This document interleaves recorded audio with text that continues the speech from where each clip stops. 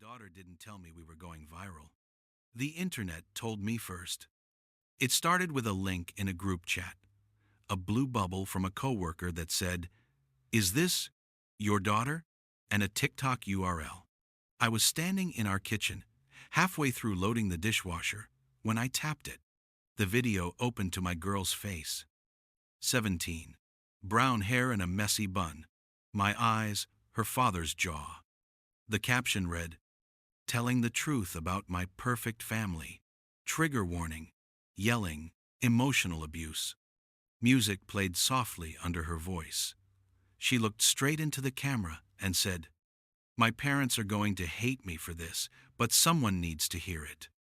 And then, in 60 seconds, she emptied years of our private life onto a glowing screen. She talked about the night the police came. She talked about the holes in the drywall and how we pretended it was an accident. She talked about my husband's temper. She talked about me, her mother, as if I was a ghost in my own home. "It's always, 'Don't tell anyone,'" she said. Well, I'm done protecting them. I watched, frozen, as the view counter ticked up in real time. 300,000. 800,000. 1.2 million views. The comments flooded in. "Same girl, same. Thank you for saying this. You're so brave." Not one of those millions of people knew my name, but they all knew my daughter's version of our secrets. My first thought wasn't, "That's not fair," or "That's not how it really happened." It was much simpler, much colder. My daughter just told the entire world she is afraid of us.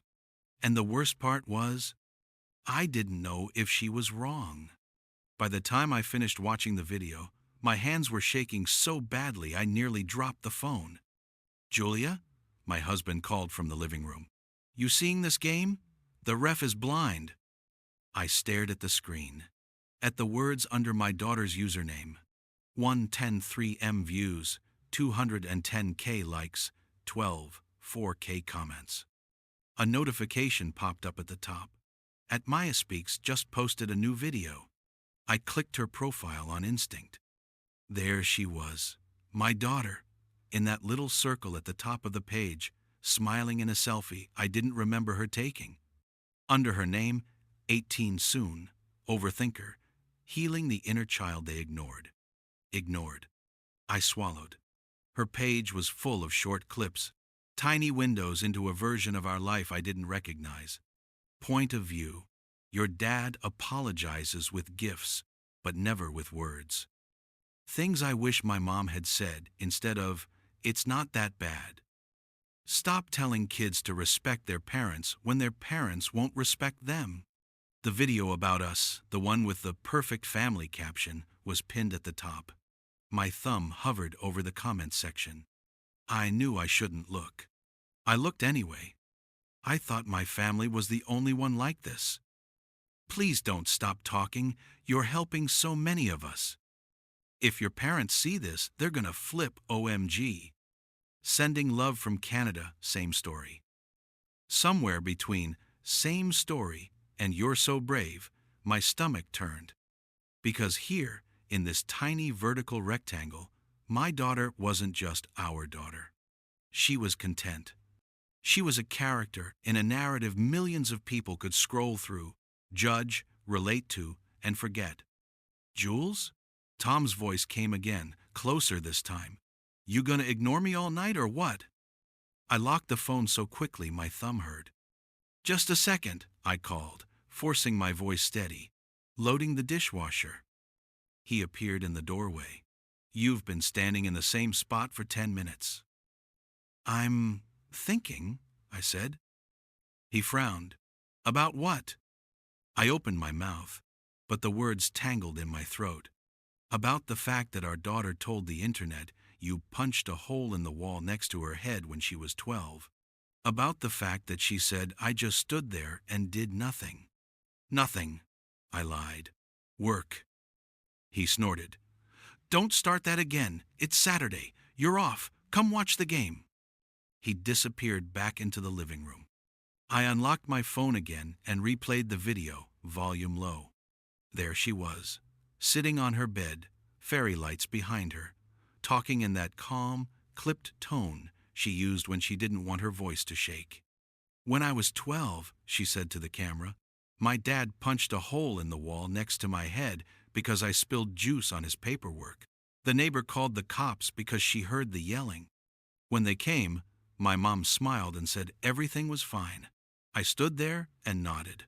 After they left, she said, 'You don't want Dad to get in trouble, do you?' So I learned the rule. We don't talk about what happens in this house. Until now." She didn't cry. She didn't shout. She just told the story like a fact. And in the bottom left corner of the screen you could see it, clear as day. A faint, circular patch on the wall behind her, where we'd painted over the damage.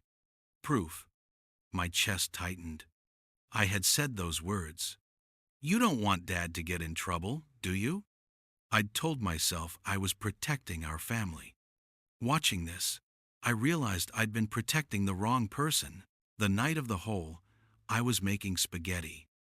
I remember the smell, garlic and onions sizzling in the pan, tomato sauce simmering on low. I remember the local news murmuring in the background, the weather guy joking about another week of rain, folks.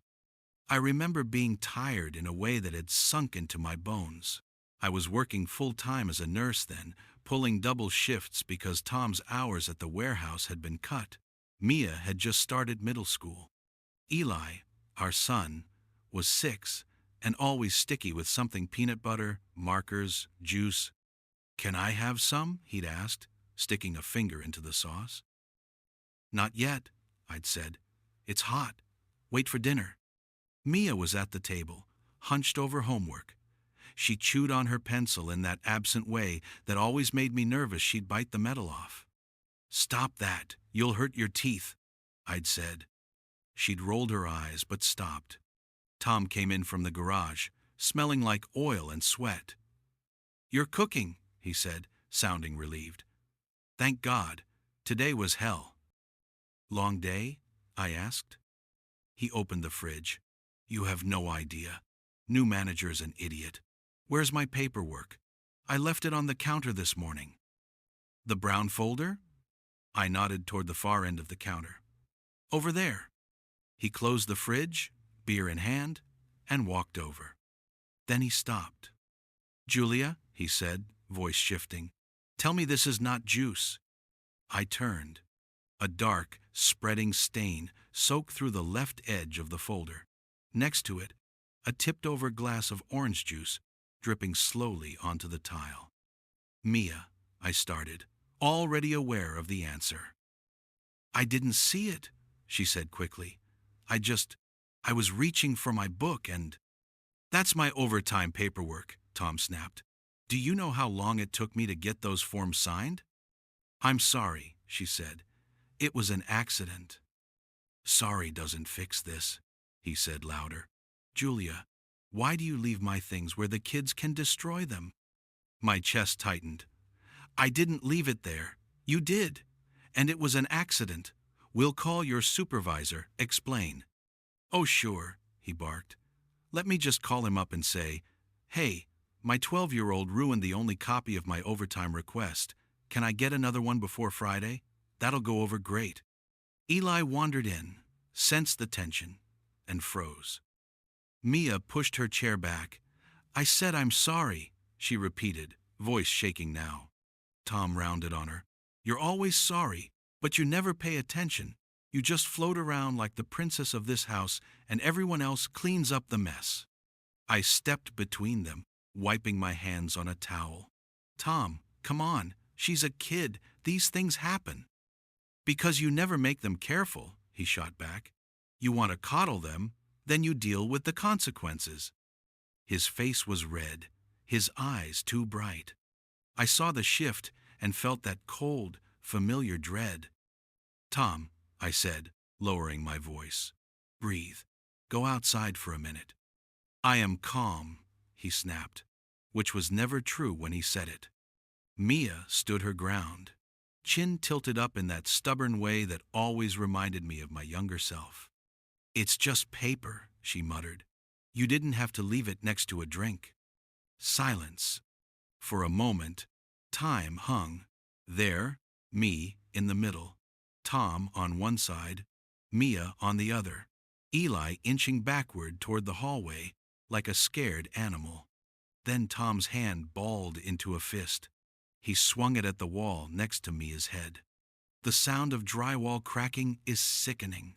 A dull, tearing thud that feels wrong in your bones. Bits of white dust rained down onto the floor, into Mia's hair. She flinched but didn't move. Her eyes were huge. Eli screamed. I gasped, heart in my throat. "Tom!" He pulled his hand back, knuckles already swelling and bleeding. A jagged hole gaped behind Mia, fist-sized and angry. The room went very, very quiet. No one spoke. The news anchor on TV said something about weekend sports, his voice weirdly cheerful. Outside, somewhere down the street, a dog barked. Tom stared at his hand like it belonged to someone else. "Look what you made me do," he muttered. The words sliced through me. A neighbor must have heard the yell, or Eli's scream, or that awful crack. 10 minutes later, there was a knock at the door. 2 police officers. One older, one young. Their hands rested casually near their belts in that way that always made me uneasy, even when I wasn't doing anything wrong. "We got a noise complaint," the older one said. "Everything okay in here?" Tom had retreated to the bathroom to rinse his hand. He appeared in the hallway, wrapping it in a towel. Mia stood near the table, eyes red, shoulders stiff. Eli was hiding behind my legs. "Yes," I said automatically. "We're fine. Just kids, you know." Roughhousing got out of hand. The officer's gaze flicked to the wall behind Mia. The hole. The dust. "That doesn't look like roughhousing," he remarked. I laughed, high and thin. "My husband slipped," I said. "He hit the wall, scared all of us." Mia's eyes snapped to mine. The officer looked at her. "Is that what happened, sweetheart?" Her mouth opened, closed. She looked at Tom's rigid back. Then she looked at me.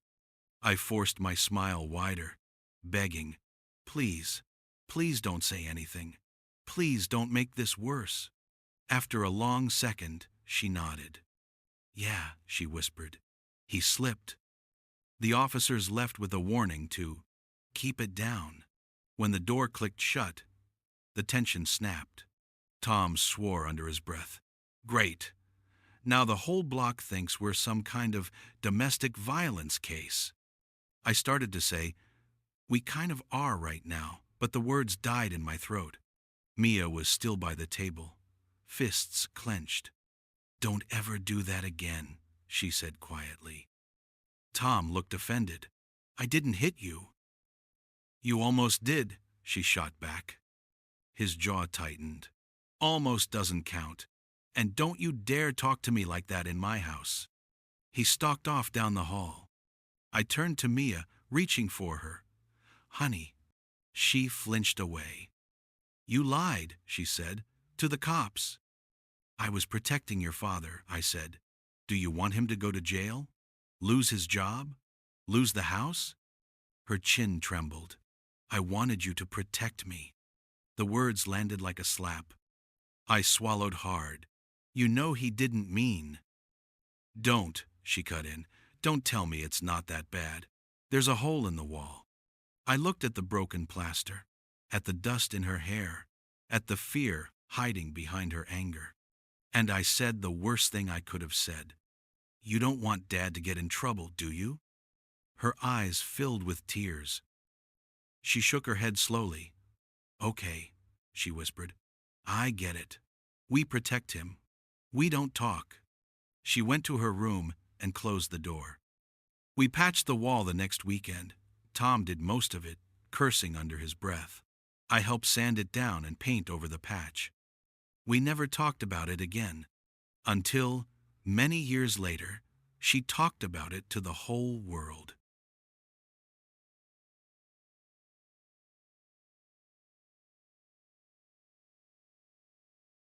Mia, I called, louder than I intended.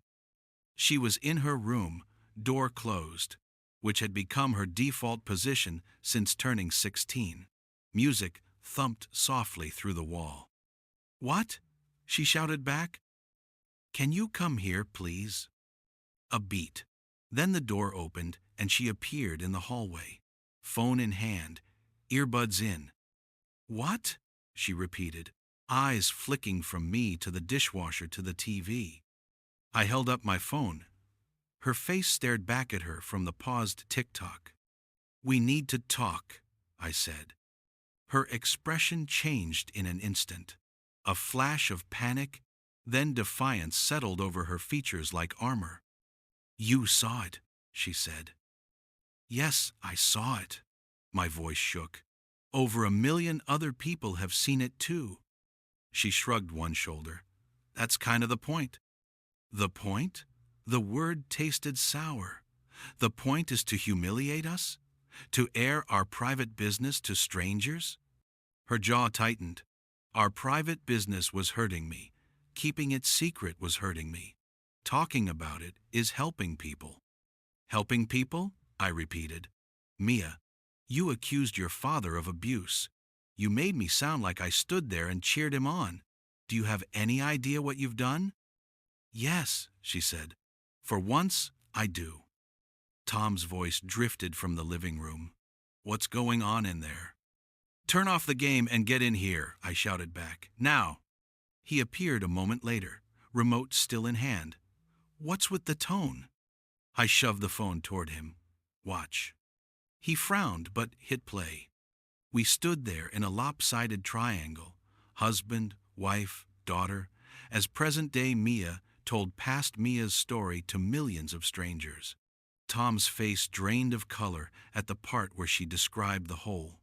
His eyes darted to the patched spot on the wall, then back to the screen. When the video ended, the silence was deafening. "What is this?" he asked slowly.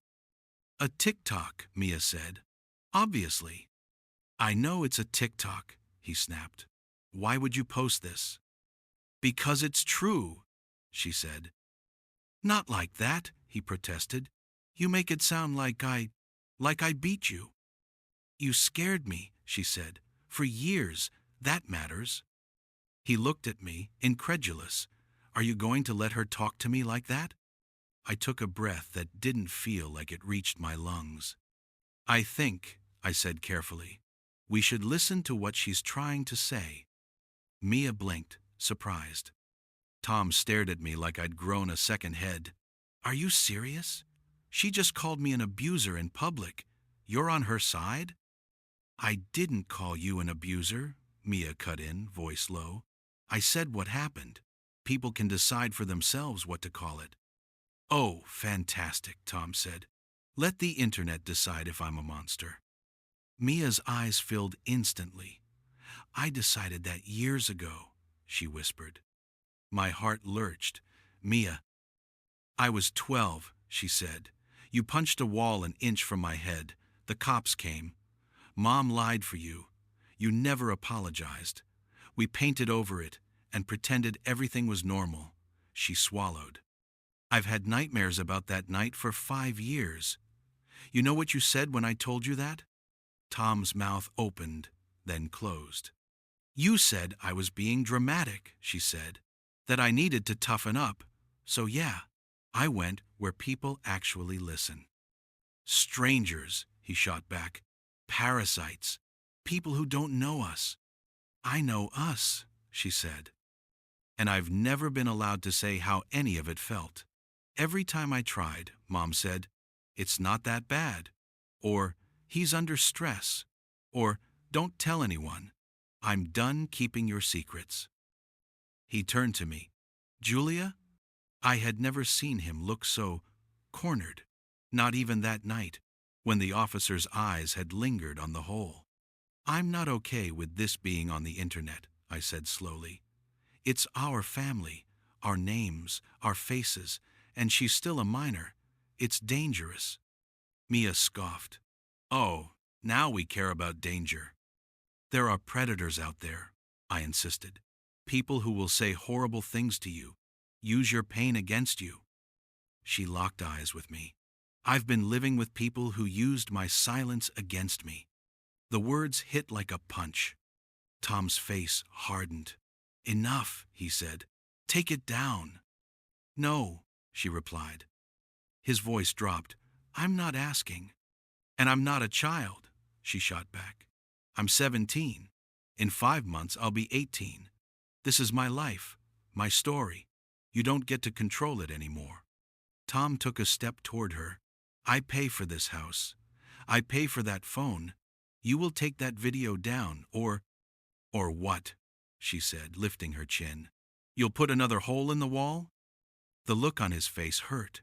Anger, shame, was almost unbearable.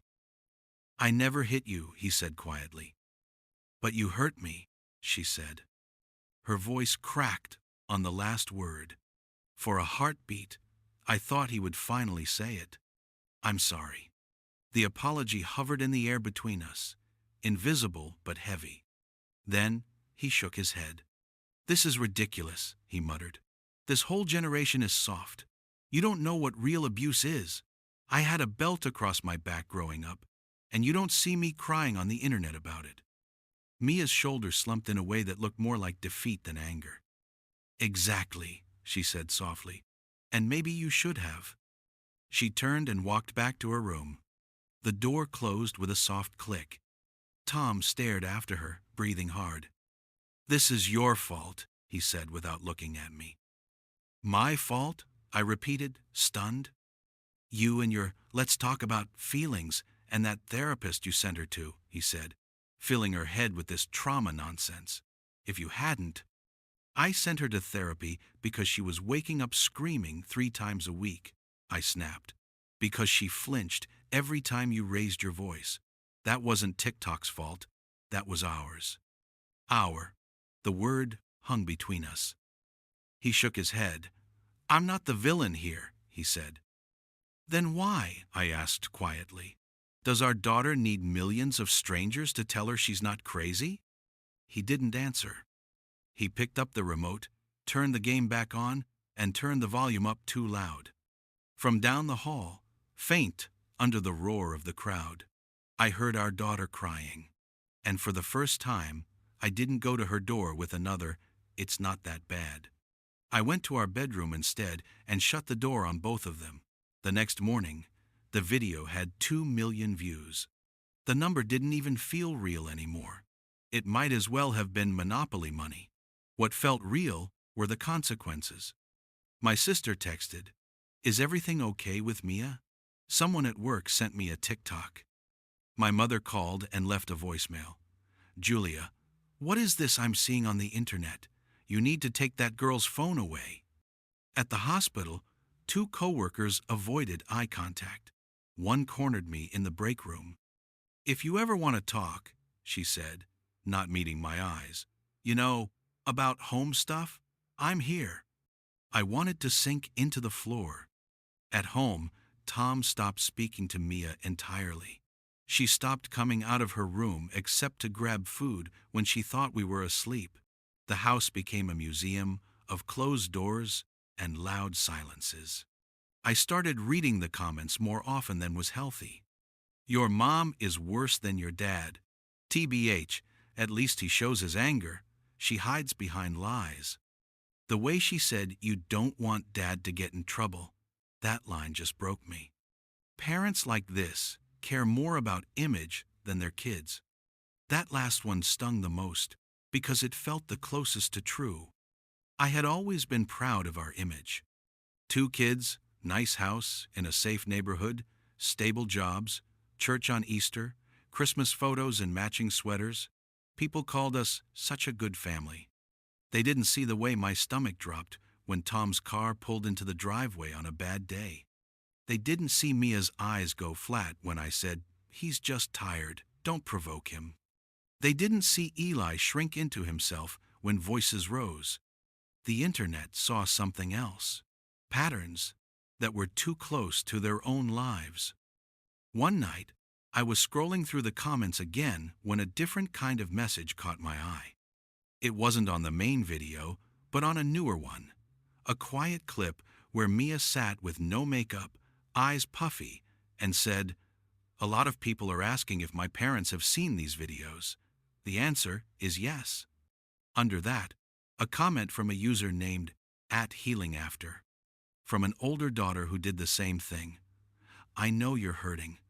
I know it feels like finally taking your power back. Just remember, your story is yours, but other people's stories are theirs too. Protect your heart first. Don't let the internet become your only parent." For some reason, that comment made me cry harder than the accusations, because it reminded me that my daughter wasn't just calling us out. She was reaching for something she'd never gotten. Witnesses. People who would say, "Yes, that happened. Yes, it was wrong. No, you're not crazy." I had failed to be that person for her. Later that week, I made an appointment with a therapist. Not for Mia. For me. "I'm not the one who hit the wall," I said on the second session, staring at the pattern in the rug. The therapist, a middle-aged woman named Dr. Lane, didn't flinch. "I believe you," she said. "I didn't scream at her," I added. "I didn't call her names. I made dinner. I worked doubles. I paid bills. I kept everything together." "You did a lot," she agreed. "And?" "And I still ended up as the villain in a TikTok," I snapped. Guilt and defensiveness twisting into something ugly. Millions of people hate a version of me they don't even know. She waited. The silence stretched. "And the worst part," I whispered, "is that some of what she said is true." Dr. Lane nodded. "What part feels the truest?" I swallowed. "I told her not to talk," I said, over and over. I told her to keep quiet about what happened at home. I told her she was overreacting when she was scared. I told her it's not that bad because if I admitted it was bad, I'd have to leave. And I didn't know how to leave. There it was, the confession I hadn't even made to myself. Dr. Lane leaned forward. "So, you chose survival," she said. "You chose what felt safest to you at the time. That doesn't make you evil, but it does have consequences for your daughter." "You make it sound so simple," I said. "It's not simple," she replied. "It's brutal. You were in a position where you felt trapped. You made the choice a lot of people in your situation make. Stay, minimize, smooth things over. To adults, it looks like keeping the peace. To children, it looks like abandonment." The word hit me like ice water. "Abandonment," I repeated, "but I never left." "You weren't fully there," she said gently. "Not when she needed you to say, 'That was wrong,' or 'You didn't deserve that,' or 'I'll protect you.' She learned that you would protect your husband's stability before you would protect her emotional safety. It was like being punched with my own reflection." "I thought I was protecting all of us," I said weakly. "I believe that," she said. "I also believe your daughter when she says it hurt her." "So what do?" I asked. "Force her to take the videos down? Ground her? Kick her out? Pretend none of this ever happened?" "Do you want to punish her?" Dr. Lane asked. "Or repair with her?" The question sliced through my fog. "Repair," I said before I could talk myself out of it. I don't want TikTok to be the only place she tells the truth." "Then start by listening," Dr. Lane said. "Not to respond, not to defend, just to understand." "I tried," I said. "Every time she talks, I hear all the things I didn't do and I want to explain." "Write your explanations down," she suggested. "Bring them here. Don't put them on her." I let out a sound that was almost a laugh. "You're telling me to argue with you instead of my daughter." "I'm telling you to process your guilt with an adult," she said, "so your daughter doesn't have to hold it for you." Something eased in my chest. "What if she doesn't want to talk to me?" I asked. "Then you apologize anyway," she said. "You make it clear the door to conversation is open, and you respect whatever distance she needs."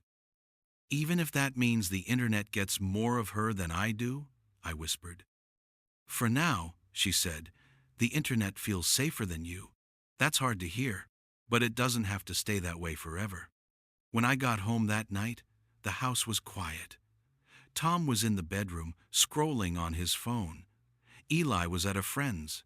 Mia's door was closed, light visible under the frame. I stood there for a full minute, hand hovering. Then I knocked. "What?" she called, voice muffled. "It's Mom," I said. "Can we talk?" There was a long pause. The door opened 3 inches. She looked at me through the gap, one eye visible. "About what?" she asked cautiously. "About your videos," I said. "About everything." Her shoulders tensed. The door started to close. "I'm not here to make you take them down," I blurted. "I'm not here to tell you you're wrong. I went to therapy today, for me, and I realize there are things I need to say sorry for." The door stopped. It opened slowly. She stepped back, giving me space to enter. Her room smelled like perfume and old books. Fairy lights twinkled above the bed. Her ring light sat in the corner, a silent witness. I sat on the edge of her chair. She sat cross-legged on the bed, arms wrapped around a pillow like a shield. "Well," she said, wary, "I have homework." "I won't take long," I lied. My rehearsed speech melted. What came out instead was raw. "I watched your video," I said. "The whole thing, more than once, and I read probably too many comments." Her face flushed. "Great," she muttered. "And I just want to say, I believe you," I said. "About the wall, about being scared, about me telling you to stay quiet. I did say those things. I did minimize it. I did choose to protect your dad's job and our image over your feelings. I'm sorry, Mia." She stared at me like I'd started speaking a foreign language. "You're sorry," she repeated. "Yes," I said. "I'm not saying that to make you take the video down. I'm saying it because you deserved to hear it years ago, and you didn't. That's my fault." Her eyes shone. "You're just saying that because of TikTok," she said, voice shaky. "Because people online are judging you." "I started thinking because of TikTok," I admitted. "But I'm here because of you. Because my daughter was hurting badly enough to tell strangers what she couldn't tell me. That's not on the algorithm, that's on me." A tear slid down her cheek. She swiped it away angrily. "I tried to tell you," she whispered, "so many times, and you always had a reason. He's stressed. He doesn't mean it. You're sensitive." I started to think, maybe I'm crazy. Maybe it really isn't that bad. But then I'd shake when I heard his car. I'd feel sick when you closed the door and talked in the kitchen. I didn't know what to do with all of that. "I know," I said softly. Or, "I'm trying to know. I don't want you to feel crazy. You weren't, you're not." Silence. "He's still going to blame you," she said quietly, "for me talking." "I know," I said. "He already does." "And you're still going to stay," she added. It wasn't a question. "For now," I said honestly, "I'm not ready to talk about that. But I am ready to say, if he ever scares you like that again, I will not lie for him. Not to the cops, not to anyone. I will not tell you to stay quiet again." She studied my face, searching for cracks. "What do you want from me?" she asked. I swallowed. "I want a chance to earn back your trust," I said. "I know I can't ask you to take the video down. It's yours. It's your story. I would like us to talk about boundaries. About what parts are yours to share, and what parts might hurt you to keep on the internet forever. Not because of me, because of future you." She let out a breath. "I've been thinking about that," she admitted. "It feels good right now. All the comments, all the Me Toos. But sometimes I worry I've turned my whole childhood into content." "It's not too late to decide what you want to keep public," I said. You can take videos down, you can make them private, you can make new ones with more context. Her lips twitched. You want a chance to defend yourself? She asked. No, I said. I want a chance to sit next to you while you tell the story again, this time with me saying, "You're not crazy. It happened. I'm sorry, even if we never post it." Her eyes overflowed. She looked away, wiping them. You're really in therapy? She asked. Yes, I said. I'm going back next week. Good, she muttered. You need it. A laugh burst out of me. It startled both of us. She smiled through her tears. We didn't solve everything in that conversation. We didn't hug and magically heal. But for the first time, the story wasn't just happening to her. We were, awkwardly, starting to write it together. A month later, she made another TikTok. I didn't know she was filming it. I just knew she asked, "Can you sit with me for a minute?" and pointed to the spot on her bed next to her. I sat, heart pounding. She propped her phone against a stack of books.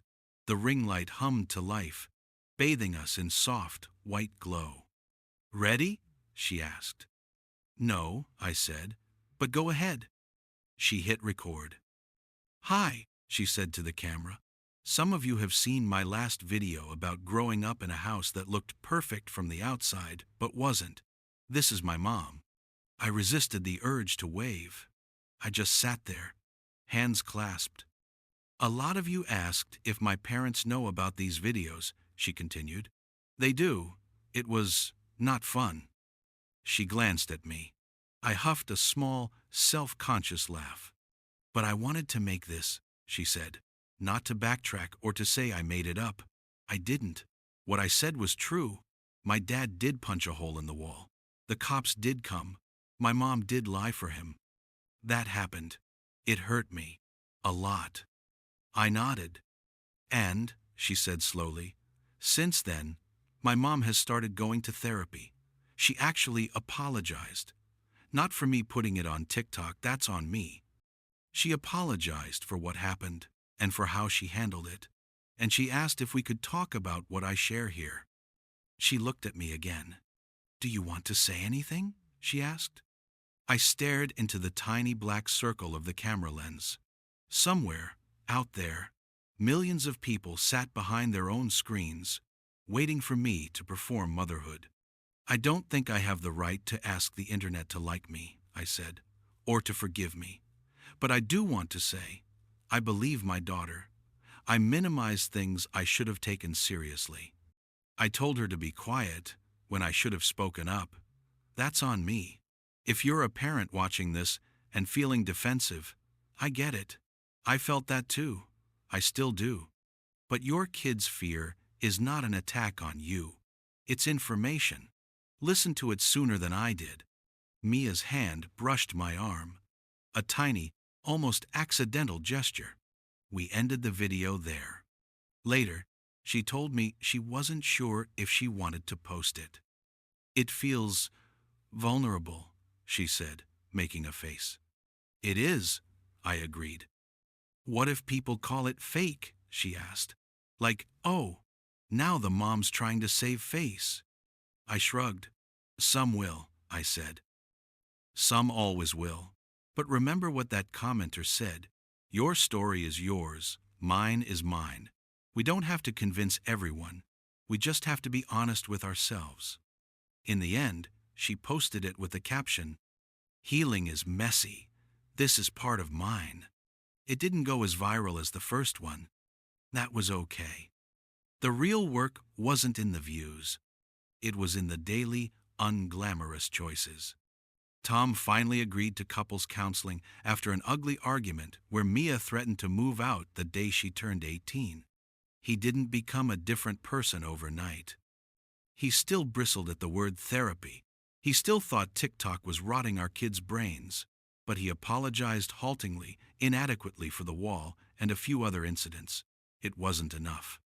But it was more than nothing. Eli, now 13, started seeing a counselor too. He didn't have a viral video. He had quiet questions. Is it okay that I get scared when Dad yells? Is it bad that I feel relieved when he works late? We told him the truth this time. No, it's not bad. No, you're not wrong. Yes, your feelings matter. Mia made fewer videos about us and more about books, college applications, her art. Sometimes she still talked about family, but it was different now. Less raw confession, more reflection. She kept the original video up. I thought about deleting it, she said one night, scrolling through her page. But it helped people. It helped me. It was the only way I knew how to scream back then. I understand, I said. And I almost did. On my 46th birthday, she gave me a small box. Inside was a phone stand. So you can stop stacking cookbooks every time you FaceTime Aunt Rachel, she said, smirking. On the card, she'd written, "Thanks for finally listening to my side of the story. Happy birthday, Mom. M." I cried, of course. Later that night, after everyone had gone to bed, I opened TikTok. I had exactly 3 followers, Mia, Eli, and my sister. I pointed the camera at my own face, makeup washed off, hair in a messy ponytail. I hit record. "Hi," I said, feeling ridiculous and brave at the same time. "My name is Julia. I'm the mom from my daughter's videos, the one who painted over the wall and told her not to talk about it. I don't have a big speech. I just want to say to any parent lurking on their kids' accounts, heart in their throat, afraid of what they might say, maybe ask them directly. Maybe sit on their bed and listen, even if it hurts. The internet isn't stealing your children. It's where they go when they don't feel heard at home." I paused. "And if your daughter ever posts your secrets on TikTok," I added with a sad little smile, "it might mean she's finally telling the truth. Don't punish her for it. Ask why she had to tell strangers first." I didn't post it. Not yet. Some stories don't need an audience of millions. Some are just for us. But if I ever do share it, I know what the title will be. My daughter posted our family secrets on TikTok, and I finally decided to listen.